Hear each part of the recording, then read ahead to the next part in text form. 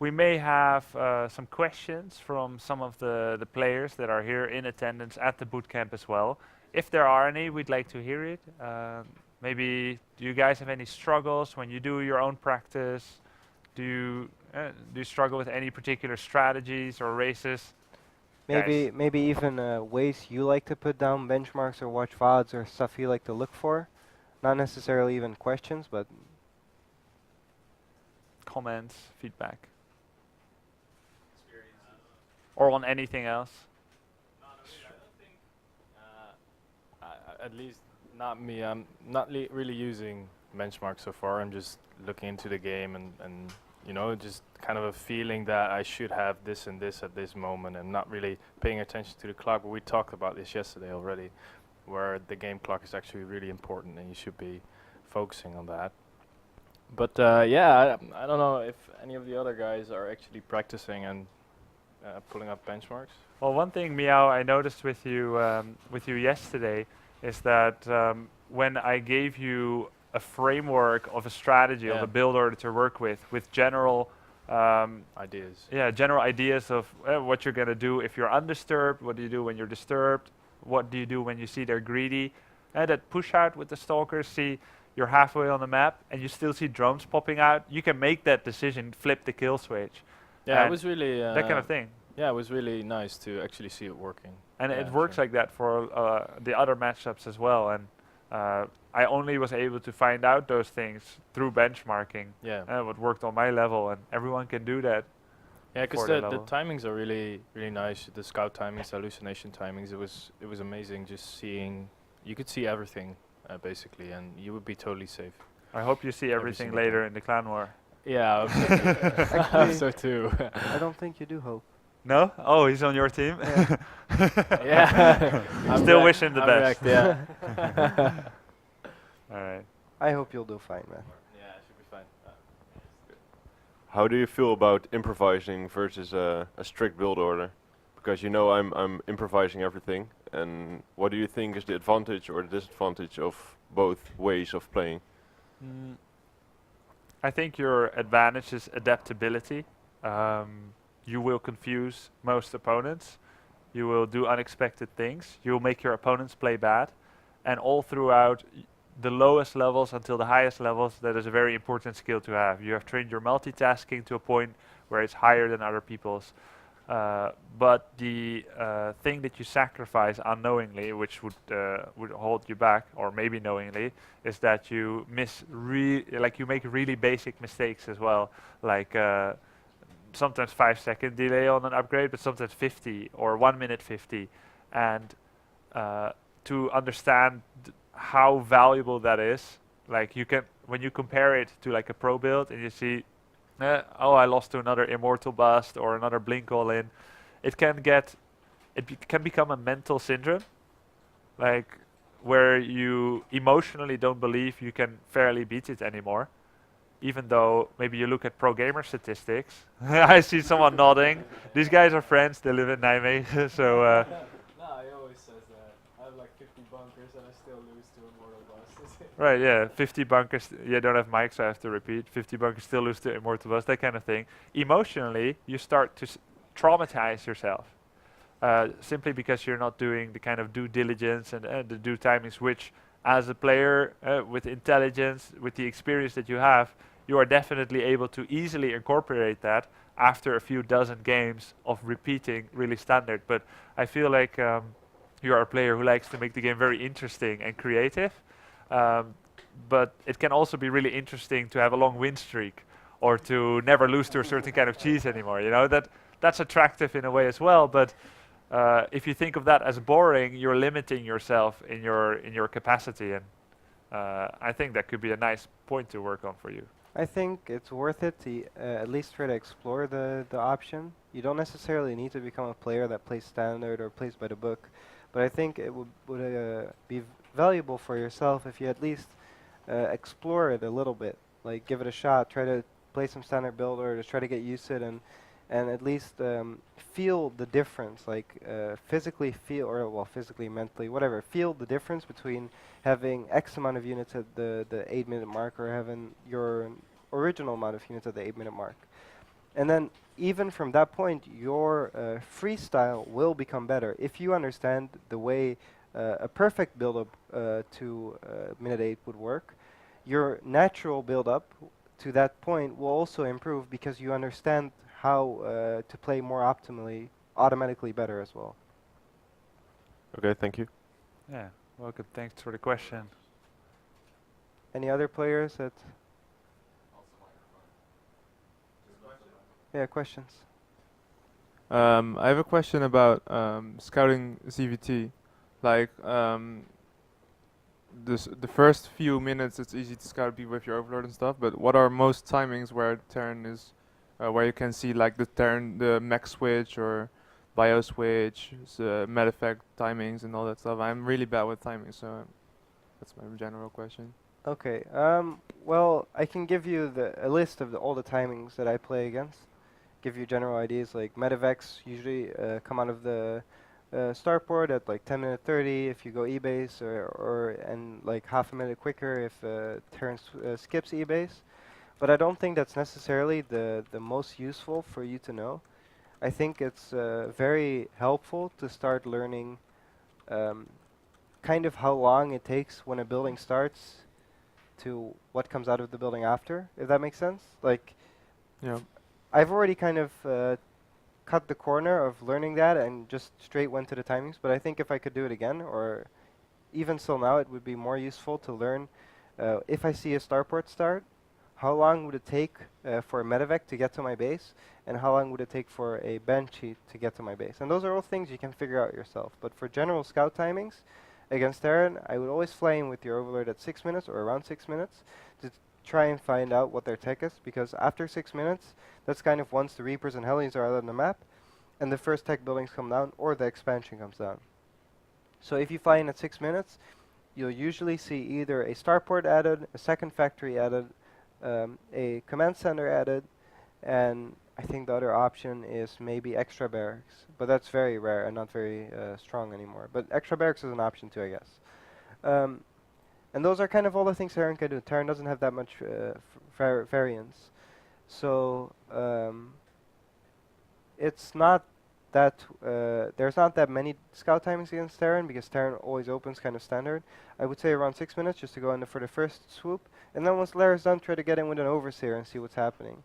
And it's also good to keep in the back of your mind that triple CC is almost never mech, because mech wants to put on pressure on Zerg to defend their third base. If they go straight to 3 base with tanks, they're too vulnerable to either really quick mutas or mass roaches. So mech almost always has to go Banshee or Blue Flame before they go mech to secure their third base. So if you see 3cc, it's a pretty safe assumption to say it's bio, but it's never 100%. So always go for a follow-up check. Okay. Cool. Thanks for the question. Anyone else? Anything? Talandros? Question about decision making, because I notice in the past couple of months that my decision making is a bit questionable sometimes, and I don't even know why I make certain decisions or why I react to certain things, but I do. What is the optimal way to improve that after, I guess, watching a replay? Are you talking about you're aware of the mistake you're making, or you're just not very sure what the correct decision is?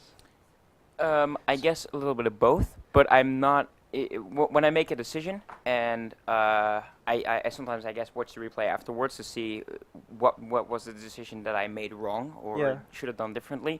But what should I do to make sure that I don't make that decision again in another game? Because every situation is mostly different. This is actually a very interesting question, and I've had problems with this myself. Actually, at DreamHack Valencia, is it DreamHack Valencia where I played you? Yeah. At DreamHack Valencia, I played Grubby and Mana, and in both games I made decisions that were very questionable, where I engaged stalkers with my mutas even though I didn't have to. I took fights that were bad for me even though I was in a good position, and I was very upset with it because I felt like not necessarily I deserved or could have won, but I just felt like I at least didn't need to lose, at least not at that point in the game, if that makes sense. So it felt very frustrating, those games. And Manuel walked up to me after the games and was like,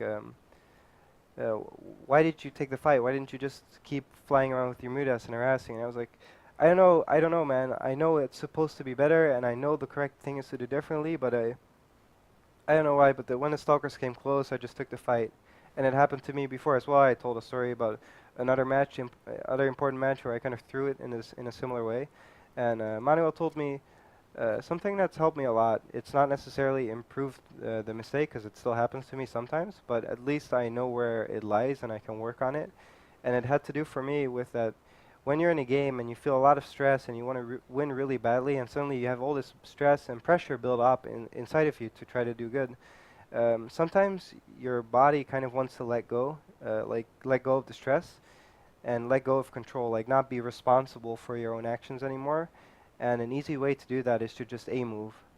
Because once you've A-moved, you can let go. You don't have to take responsibility for your actions anymore. You don't have to keep the pressure or the stress. You can let go of the feeling, and in a way that's self-protecting. Your system is protecting itself, but it's very bad for competition in StarCraft.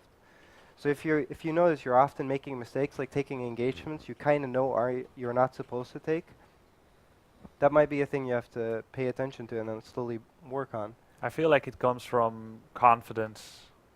When you have the confidence that you will win in a short, medium size, or a long game, you can always draw it out and make smarter decisions.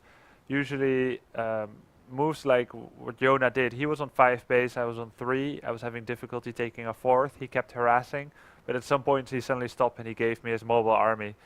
Usually it happens because I think he didn't envision himself in the next stage of the tournament where he could, beat me and Mana and others. So his system kind of said, like, I'm good enough to almost win, but not all the way. And a big relief when he suddenly doesn't have to live up to that pressure anymore. Whereas if you're a little cocky or you're quite confident that you do belong there, even to the point of self-delusion, it may actually become true and it wouldn't be self-delusion anymore, and suddenly you do belong in that echelon. So confidence can come from knowing that you can do it, or making yourself believe it. But sometimes you still make dumb decisions, like things that you think in theory you know. But there's two separate principles at work. There's what you think you know and what your body is trained to know. So very important is to practice in a way that you really care about every game. To practice yourself being a hard ass. You're gonna do everything except lift off your command center and fly away, so to speak, with with no units remaining, except if that nets you a tie. So by by always playing hard, you will train yourself to be hard. You don't let go of that game. If you still make not necessarily game-ending or impatient decisions that seem to be wrong, the only way really to do it is to remind yourself of it many, many times. Because what's happening basically is that you have your conscious mind who is logical and who can reason things out, but you also have certain autopilots. And again, if you didn't have autopilots, you wouldn't know how to make drones. Yeah? This is your memory, your long-term memory, trained muscle memory. Yeah?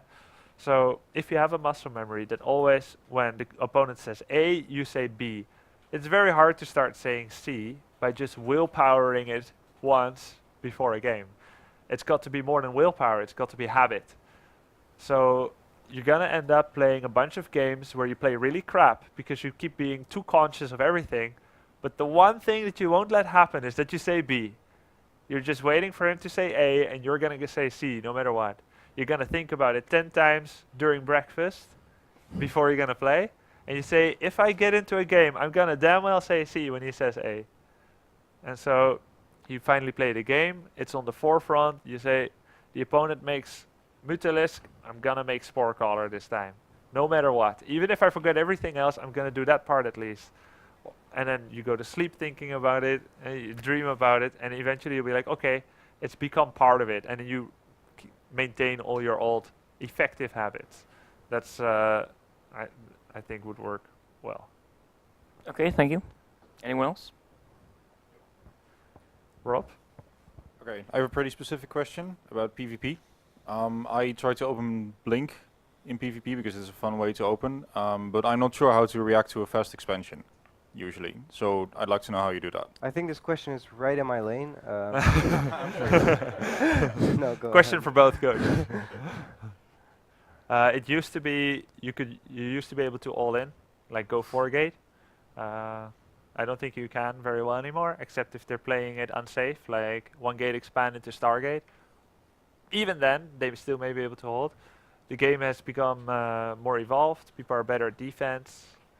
I just played some practice games against Genix where I opened a lot of Blink, and I also wasn't able to finish it with Blink, even though I net more advantage than I should be able to, but it's a little bit more experience. But to finish it off with Blink alone is almost not possible anymore because Mothership Core, good positioning, Zealot Immortal.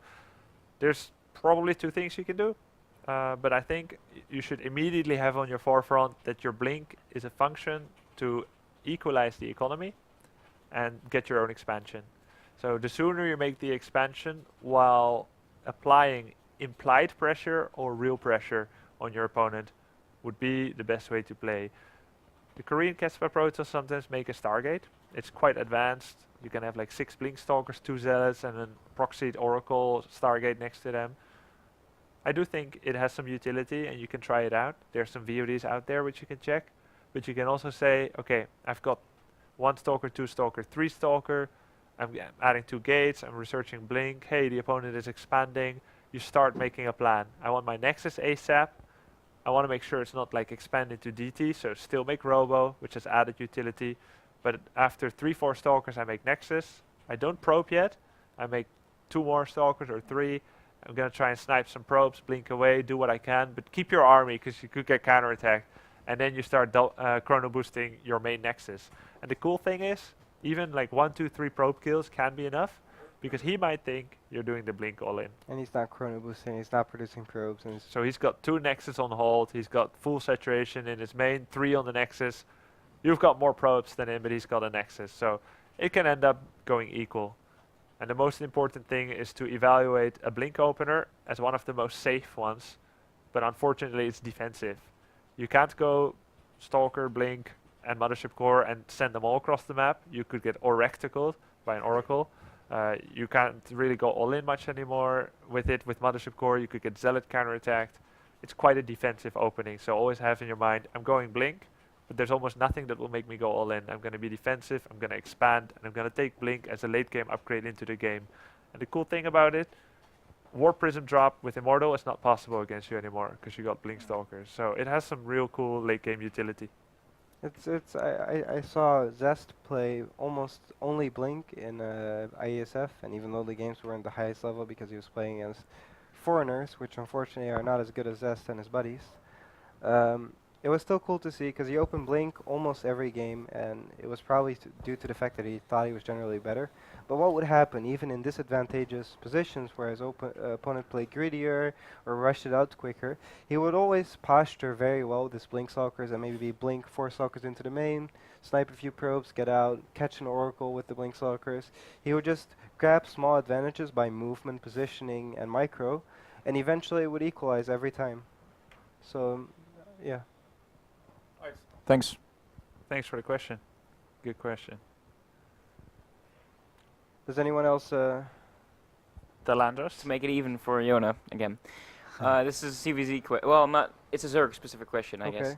When I play, I guess ZVP mostly, but in every matchup we have 3 bases. My drone rallies are all over the place because I ag rally. It's a bad habit, I know, but I ag rally a lot, especially Yeah, drones. I noticed this actually during your games. What is the best way to get rid of that habit? Stop rallying drones ever. Like, my habit is to just rally my hatchery. So when I have 2 base, both my hatcheries are rallied to my natural. When I have 3 base, I usually have my natural and my third to my third, and then I start rallying again back to my main with my main base because I'm gonna need more drones in my main again once I start my gases.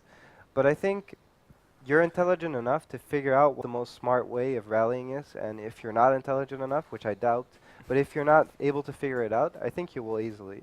But if you don't, you can always watch pro replays and watch the way they rally their hatches. But I only ag rally drones when I only take the eggs, larvae from one hatchery. I never accurately with all my hatcheries together. So there's no perfect way of breaking a habit. The only good way is to just start doing it and force yourself and play horribly for a few games while forcing yourself while you slowly get used to the habit. Okay. Yeah, Thanks. when I started to use camera hotkeys to hotkey my bases, which is basically something everyone should do, like main base, F2, natural F3, third base F4, I needed to spam and repeat Control F2, Control F3, Control F4 for like 4 or 5 months because I still wanted to keep playing well. I didn't want to like suck for a week. Before I first used F2 to recall to my main, like to actually look at my main. It took me a long time to bring that autopilot in.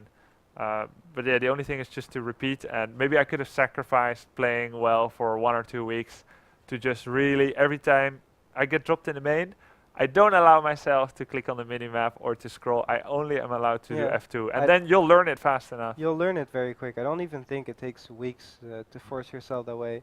Like 1 day or 2 days of forcing yourself to practice this way establishes the habit. And even though you won't always do it, you'll start implementing it more and more. And because it's the more perfect way, because it's a more useful way, you automatically start using it more because it feels more rewarding when you do use it. Yeah. Okay, thanks. Anyone else? I have a question about PVT.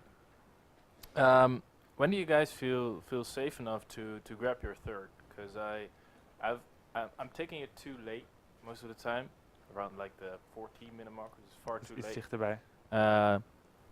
Okay, it's just I take it far too late, which like puts me behind a lot. So when do you feel safe enough to just take it, and how many stalkers do you have in the main to defend against drops? Where do you position your mothership core? All that kind of stuff. Yeah, it's a good question. I think PVT is a very exact science. Basically, generally, let's assume you're doing a build: 1 gate expand, robo, some observers, 3 stalkers, 1 sentry, standard defense. Yeah, but how many observers do you make? Well, you're going to want to make 1 observer that checks out his base. Yeah. You want another one that checks out the front of your natural at the very least. And then usually you want 1 more in a dead space. So to always go for 4 or 5 will put you too far behind against dedicated extreme attacks, like 3 barracks, repeated attacks, like Isnobest was doing yesterday. But 3 observers is good. It also allows you a little bit of playroom if he gets to snipe one or you accidentally fly it into a missile turret. There are builds where you only make 1, just for possible Widow Mines or just to check him out, and then you go like Colossus all in. But if you're playing macro, 3 is a pretty good number. And maybe late game you add another one, but first you want to get that Colossus production starting. Generally speaking, army splitting in PvT is very important, and that will allow you to feel more confident to defend, have less losses, and therefore to be able to keep making more army, which you can then split. So it's a very snowball effect. And when was the timing you told me yesterday while we were watching one of the games, when the third CC of Terran starts compared to that when should the third Nexus start? The general nice rule of thumb is that when the third CC of the Terran finishes, you start your Nexus. Because by the time his CC finishes, keep your mic close, so we have that interaction going. It's just acknowledgement. Generally, they just spend 400 minerals on their command center. They're going to spend 150 minerals soon to make orbital, and then they're suddenly going to get the money back rather soon with 2 mules. So at the end of the CC production, they have fewer units than they would normally have. So you are more safe to take the third, relatively speaking, if all other things are equal. If you sustain damage, you could be you have too few units if you lost 3 sentries. Yeah, Generally speaking. if it's like a really standard game, not that much going on. Okay. You know, you defend his push. He does the push to bait out the photon cannon, and you just get to go up to Colossus and have enough stalkers to defend drops, and you take no damage at all. What timing would it be? What in-game time would it be? There's depending on him not going 5 racks before third CC. Okay, so we'll identify not 5 racks before CC. I do that, of course. But orbital time, the CC time that he will make will be roughly between 8:45 and 9:30. So you can make yours at 10:30. 10:30 would be a great time to make, and Yeah, anything after 11:30 would be considered detrimentally late. Yeah, because I was putting him down at like 13 or 14. That's that so- part where Yona and me said like sometimes a later expand is even less safe. I know it's a scary world out there. Like I know how it feels. You're drawing yourself out. Yeah, because you're like, he can have like a doom drop inside my main. Yeah, you just have to start It's doing so it, man. scary. Sometimes you're afraid of some things that are not there. Yeah.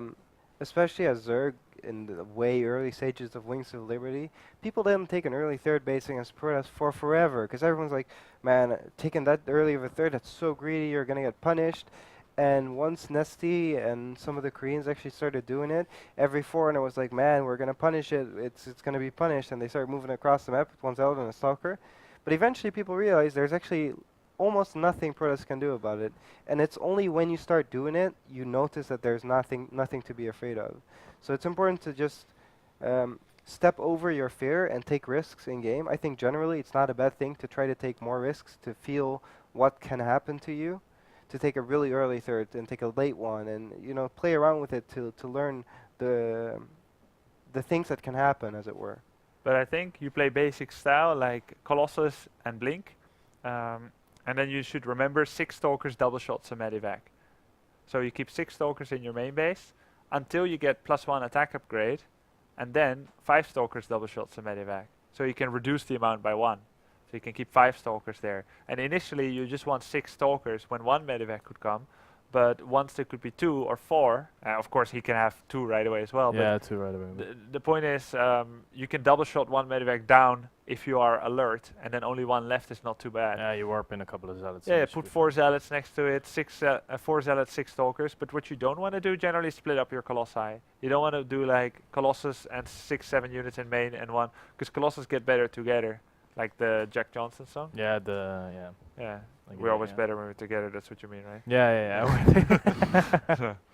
Yeah, and that's then what I mean. you'll have that in your main, like 6 stalkers, 4 zealot. Your mothership core will be roughly over your natural, so it can defend Yeah. natural, and then your double colossus, 2 sentry army with some zealots, maybe 1 or 2 stalkers, will be very near your third nexus. Yeah. Because usually they'll try to come in, cancel third.